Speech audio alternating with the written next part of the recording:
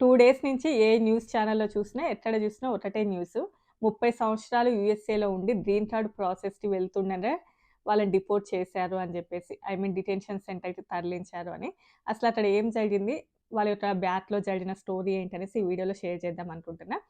So, ఇంకెవరైనా మొదటిసారి మన ఛానెల్‌ని చూస్తున్నట్లయితే తప్పకుండా సబ్స్క్రైబ్ చేసుకొని వీడియోకైతే లైక్ చేయండి. ఎవరికైనా యూజ్ అవుతదనుకుంటే షేర్ చేయండి. మన గోల్ తెలుసు కదా! న్యూ ఇయర్ వరకు 1,00,000 సబ్స్క్రైబర్స్ అవ్వాలి కాబట్టి తప్పకుండా సబ్స్క్రైబ్ అయితే చేసుకోండి. డైలీ చూసే వాళ్ళైతే లైక్ కొట్టి వీడియో చూడడం స్టార్ట్ చేయండి. కొంచెం ఎక్కువ మందికి రీచ్ అవుతది. అండ్ అలాగే లైటింగ్ ఎలా ఉందో కూడా కామెంట్ చేయండి. అంటే ఈ లైటింగ్ సరిపోతుందా ఇక్కడ? అండ్ మైక్ కూడా చేంజ్ చేయమని చెప్తున్నారు. సో, చూస్తున్నాను. వేరే మంచి మైక్ మీకు తెలిసినవి ఉన్నా కూడా కామెంట్‌లలో తప్పకుండా సజెస్ట్ చేయండి మంచి మైక్. ఎలా ఉంది? ఇది లైటింగ్ కూడా సరిపోతుందా లేదా అనేది కూడా కామెంట్ అయితే చేయండి. సో, ఇంకా టాపిక్‌లోకెళ్ళినట్లయితే 30 సంవత్సరాల నుండి యూఎస్ఏలోనే ఉంటున్నారు. ఫైనల్‌గా అయితే డిపోర్ట్ అయ్యారు. పాపం వాళ్ళు ఎక్స్‌పెక్ట్ కూడా చేయకుండొచ్చు అలాంటిది జరుగుతది అని జెప్పేసి. సో, ఇంకా ఆవిడ పేరొచ్చేసి బబుల్‌జిత్ కౌర్. బబ్లు, బబ్లీ అని పిలుస్తారంట. సో, ఆవిడ పేరొచ్చేసి అది. ఆవిడకి ప్రెజెంట్ వచ్చేసి 60 ఇయర్స్ ఉంది. వాళ్ళు అమెరికాకి వాళ్ళ యొక్క హస్బెండ్ అండ్ ముగ్గురు పిల్లలతో పాటైతే వచ్చారు. అండ్ వచ్చినప్పుడు కాలిఫోర్నియాలో ఉన్నారు. కాలిఫోర్నియాలో లసూన్ బీచ్ ఆ దగ్గరలో అయితే ఉన్నారు 30 సంవత్సరాల క్రితం వచ్చినప్పుడు. అండ్ ఆ తర్వాత అలాగే యూఎస్ఏలోనే సర్వే అవుతూ ఉన్నారు. అసలు వాళ్ళు యూఎస్ఏకి ఎలా వచ్చారు అనంటే, వచ్చేటప్పుడు డాన్కీ రూట్‌లో వచ్చారు. అండ్ ఇక్కడికొచ్చిన తర్వాత అసైలియంకి అప్లై చేశారు. ఇప్పుడున్నంత స్ట్రిక్ట్‌గా ఒకప్పుడు లేదు. ఒకప్పుడు ట్రంప్ అడ్మినిస్ట్రేషన్ కంటే ముందు కూడా చాలామంది డాన్కీ రూట్‌లలో యూఎస్ఏకి ఈజీగా వస్తూ ఉండేవాళ్ళు. చాలామంది ఇక్కడ సర్వే అవుతున్నారు. మన సౌత్ ఇండియన్స్ చాలా తక్కువైనా కూడా నార్త్ ఇండియన్స్ చాలా మందున్నారు. అందుకోసమే మీరు అబ్జర్వ్ చేయండి.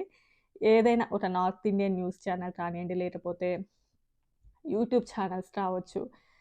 అసైలియం గురించి ఏదైనా వీడియో పెట్టినా కానియండి, లేకపోతే ఏదైనా అంటే ఐసీ వాళ్ళ డిపోర్టేషన్స్ గురించి కానియండి, ఇలాంటివి వీడియోస్ ఏదైనా పెడితే వాళ్ళకి చాలా వ్యూస్ ఒస్తాయి. ఎస్పెషల్లీ నార్త్ ఇండియన్స్‌కి. ఎందుకంటే ఎక్కువ మంది అసైలియన్ మీద కావచ్చు, ఈ ఐసీ డిపోర్టేషన్‌లలో కానియండి, వీటిలలో ఎక్కువ నార్త్ ఇండియన్స్ ఉంటారు. ఫర్ ఎగ్జాంపుల్ నేను అలాంటి వీడియోస్ పెట్టాననుకోండి, చాలా తక్కువ వ్యూస్ ఒస్తాయి. ఎందుకంటే మన సౌత్ ఇండియన్స్ చాలా తక్కువ మంది ఉంటారు. ఎస్పెషల్లీ మన తెలుగు వాళ్ళు అలా వచ్చిన వాళ్ళు చాలా రేరు. నాకు తెలిసైతే ఎవరు లేరు. అలా డాంకీ రూట్‌లలో అలా వచ్చిన వాళ్ళు ఉండరు. బట్ నార్త్ ఇండియన్స్ చాలా మంది ఉంటారు. ఎస్పెషల్లీ పంజాబీస్ కావచ్చు, ఈవెన్ గుజరాతీలు కానియండి, వీళ్ళు ఎక్కువ మంది ఆ రూట్‌లలో వచ్చి అసైలియంకి అప్లై చేసుకొని అండ్ వచ్చేటప్పుడు లీగల్‌గానే వచ్చి ఆ తర్వాత ఓవర్ స్టే చేసేవాళ్ళు. ఓవర్ స్టే చేస్తూ అసలు యూఎస్ఏలో ఎలా సర్వే అవుతున్నారు అనేది ఇంకా వాళ్ళకి తప్ప ఎవరికీ తెలీదు. అలా చాలామందున్నారు. బట్ ఒకప్పుడు చూసి చూడనట్టు వదిలేసేవాళ్ళు. అంటే బయట ఎవ్వరికీ ఏమి తెలీదంటే తెలిసినా కూడా కొంచెం ఇంత స్ట్రిక్ట్‌గా లేదు. ట్రంప్ అడ్మినిస్ట్రేషన్ ఎప్పుడైతే వచ్చిందో ఆ తర్వాత ఈ ఐసీ వాళ్ళు ఎక్కువగా డిపోర్ట్ అవ్వడం అలాంటివి కామన్‌గా చూస్తున్నాం. నేను చెప్పా కదా! నేను అలాంటి వీడియోస్ పెడితే ఎక్కువ వ్యూస్ రావని నేను పెద్ద పెట్టనులేండి గానీ, ఈవెన్ గుజరాతీ హోటల్ ఓనర్స్ చాలామంది డిపోర్ట్ అయ్యారు. ఈవెన్ హోటల్స్ వేరు, మోటల్స్ వేరు కదా! వాళ్ళు చాలామంది డిపోర్ట్ అయ్యారు. చాలామంది నార్త్ ఇండియన్స్ మేబీ పెడతాలేండి ఐసీ డిపోర్టేషన్స్ అని ఫ్యూచర్‌లో ఒక వీడియో. చాలామంది డిపోర్ట్ అయ్యారు మన ఇండియన్సే. సో, ఇంకా వీళ్ళు కూడా 30 ఇయర్స్ బ్యాక్ ఇలా డాంకీ రూట్‌లో వచ్చారు. అసైలియంకి అప్లై చేసుకున్నారు.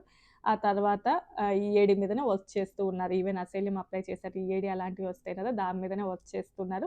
వాళ్ళ పిల్లలను కూడా యూఎస్ఏలోనే చదివిపిచ్చుకుంటున్నారు. యూఎస్ఏ స్కూల్‌లో చదవాలి అనంటే వాళ్ళు ఇల్లీగల్‌గా వచ్చారా, అసైలియం అలాంటివి ఏవి ఉండవు. ఈవెన్ ఇల్లీగల్‌గా వచ్చిన వాళ్ళకి కూడా అమెరికన్ స్కూళ్ళలో చదువుకోవచ్చు. అది కోర్టు కల్పించినటువంటి ఆర్డర్ ప్రకారమే నడుస్తది. సో, అలా చదువుకుంటూనే ఉన్నారు వాళ్ళ యొక్క పిల్లలు. అండ్ వీళ్ళు ఒక 10, 15 సంవత్సరాలు ఫార్మసీలో కూడా వర్క్ చేశారు. సో, ఆ తర్వాత వీళ్ళ యొక్క పిల్లలు ఎవరైతే ఉన్నారో వాళ్ళు పెద్దగయ్యారు. ఇద్దరికీ యూఎస్ సిటిజన్‌షిప్ వచ్చింది. అండ్ ఒకరేమో గ్రీన్ కార్డ్ మీద ఉన్నారు. సో, ఇలా బానే నడుస్తుంది. ఆ తర్వాత ఏంటి అంటే ఎవరైతే వాళ్ళ యొక్క పిల్లలున్నారో వాళ్ళ ద్వారా గ్రీన్ కార్డ్‌కి వాళ్ళ డ్యాడీకి కూడా వాళ్ళని బేస్ చేసుకొనైతే గ్రీన్ కార్డ్ వచ్చింది. ట్రంప్ అడ్మినిస్ట్రేషన్ రావడానికంటే ముందే అతనికైతే గ్రీన్ కార్డ్ అయితే వచ్చింది. సో, ఆ తర్వాత ఇతనికి గ్రీన్ కార్డ్ వచ్చిన తర్వాత ఒక చిన్న హోటల్ లాంటిది ఏదో పెట్టుకున్నారు. సో, అది రన్ అవుతుంది. ఈవిడ ఇన్ని సంవత్సరాలు ఈ గ్రీన్ కార్డ్‌కి అప్లై చేసుకోకపోవడానికి ఇది కూడా ఒక రీజన్ అయ్యుండొచ్చు. ఎందుకంటే వాళ్ళకే హోటల్ ఉంది కాబట్టి అందులోనే వర్క్ చేస్తూ ఉన్నది. అందులోనే బానే నడుస్తుంది. ఇన్ని సంవత్సరాలు ఏమి కూడా అప్లై చేయలే. బట్ ఎప్పుడైతే ట్రంప్ అడ్మినిస్ట్రేషన్ వచ్చిందో ఆ తర్వాత నుంచి చాలా వరకు కూడా రూల్స్ చేంజ్ అవుతున్నాయి. తప్పకుండా అసలు ఇన్ని సంవత్సరాలు దాదాపు 30 సంవత్సరాల పాటు ఎలాంటి గ్రీన్ కార్డ్ లేకుండా, ఎలాంటి సిటిజన్‌షిప్ లేకుండా అమెరికాలో ఉండడం అంటే అది చాలా పెద్ద నేరం లాంటిదే. సో, అలా అయితే అమెరికాలో ఉంటున్నారు. సో, ఇంకా రీసెంట్ టైమ్ లోపల ఈవిడ కూడా గ్రీన్ కార్డ్ ప్రాసెస్ అయితే అప్లై చేసింది. అది అప్లై చేసినప్పుడు ఆ ప్రాసెస్ అయితే ఓకే అయింది. ఆ తర్వాత ఇంకా ఉంటది కదా! బయోమెట్రిక్స్ తీసుకోవడం, ఆ తర్వాత ఇంటర్వ్యూస్ ఇలా. అలా బయోమెట్రిక్ ఇచ్చేయడానికి వెళ్ళినప్పుడు ఆహ్, ఈవిడ బయోమెట్రిక్‌కి ఒక అమ్మాయితో కలిసెళ్ళిందంట. బయోమెట్రిక్ ఆవిడ లోపలికెళ్ళిన తర్వాత ఎంతసేపయినా కూడా బయటికి రాలేదు. ఆ తర్వాత ఒక ఆఫీసర్ అయితే బయటికొచ్చేసి ఈవిడని డిటెన్షన్ సెంటర్‌కి తరలిస్తున్నాము అని చెప్పారంట. సో, ఆ తర్వాత వాళ్ళ అమ్మాయి, వాళ్ళ పేరెంట్స్‌కి అంటే అదే వాళ్ళ డ్యాడీకి, రిమైనింగ్ వాళ్ళకి అదే వాళ్ళ సిస్టర్ వాళ్ళ పిల్లలున్నారు కదా! వాళ్ళకి గూడా కాల్ చేస్తే వచ్చాక ఈవిడనైతే ఇప్పుడు డిటెన్షన్ సెంటర్‌కయితే తరలిస్తున్నాము అని చెప్పారంట.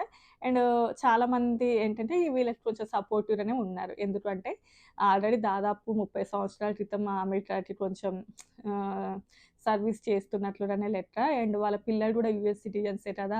ఇలాంటప్పుడు వీళ్ళ డిటెన్షన్ సెంటర్‌కి తరలించడం కరెక్ట్ కాదు అని చెప్పి అండ్ డెమోక్రటిక్ పార్టీకి సంబంధించిన వాళ్ళు కూడా వీళ్ళకి కొంచెం ఇన్ని సంవత్సరాలు యూఎస్ఏకి సర్వీస్ చేసినట్లుగానే వాళ్ళ పిల్లలు గూడా సిటిజన్స్ అయ్యి ఇప్పుడు వీళ్ళని డిపోర్ట్ చేయడం కరెక్ట్ కాదు అని చెప్పి అండ్ ఇంకా కొంతమంది గూడా వీళ్ళకి మద్దతుగా మాట్లాడుతున్నారు. బట్ ఇన్ని సంవత్సరాలు యూఎస్ఏలో ఎలాంటి I mean green card, citizenship లేకుండా ఉండడం గూడా మిస్టేకే. అండ్ ఆ తర్వాత వీళ్ళ యొక్క హస్బెండ్ కూడా ఈ మధ్య కాలంలోనే క్యాన్సర్ ఏదో వచ్చింది. సో, అతను గూడా దాంతో బాధపడుతున్నాడు అనేది గూడా న్యూస్. అండ్ నెక్స్ట్ వచ్చేసి ఈవిడకి కొంచెం లిమిటెడ్ యాక్సెస్ తోటైతే డిటెన్షన్ సెంటర్‌కి తరలించారు. ఆవిడ అక్కడి నుంచి గూడా వాళ్ళ పిల్లలకి కాల్ చేస్తూ ఉండేదంట. ఇక్కడ కొంచెం ఇబ్బందిగా ఉంది. ఒక పెద్ద రూమ్ లాగా ఉంది.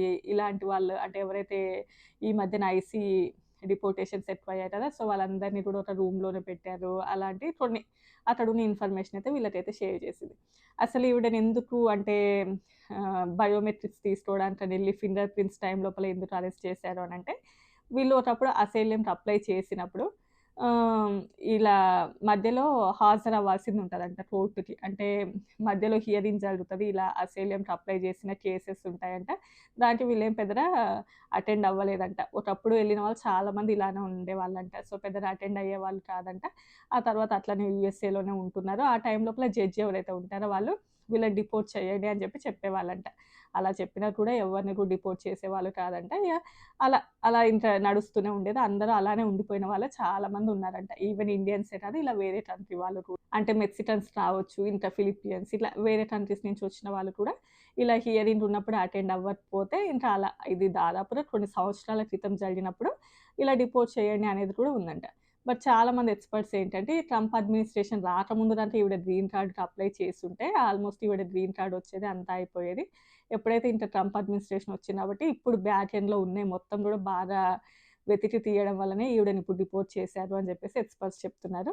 సో, ఇంకా వాటెవర్ ఇట్ ఈస్ ఏదేమైనా కూడా ఆ బ్యాక్ ఎండ్‌లో జరిగినటువంటి దాని వలన ఈవిడనైతే డిపోర్ట్ చేశారు అనేది బయట సోషల్ మీడియాలలో తిరుగుతున్నటువంటి న్యూస్. అండ్ ఇన్ని సంవత్సరాలు ఈ ఐసీ రైట్స్ ఇలాంటివి ఏవి కూడా లేవు.